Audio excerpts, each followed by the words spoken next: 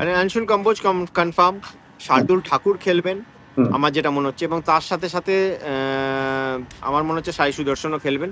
So সাই এবং করুণ দুজনকেই কিন্তু প্লেইং ইলেভেনে দেখা যাবে।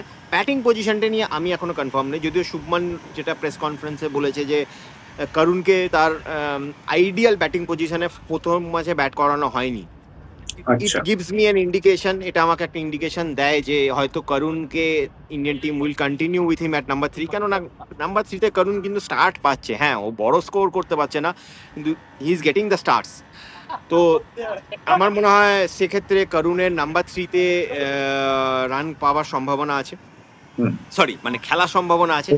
আর 6-এ আমার মনে হচ্ছে সাই সুদর্শন খেলবে, আমি কিন্তু সাই সেক্ষেত্রে সুদর্শন একটা প্রবলেম হবে যে তোমার 5, 6, 7 তিনটে ব্যাটারি লেফট হ্যান্ডার হবে। ঠিক, সাইকে খেলানোর বিষয়ে তুমি কতটা কনফিডেন্ট, মানে তোমার কেন মনে হচ্ছে যে সাই খেলতে পারে?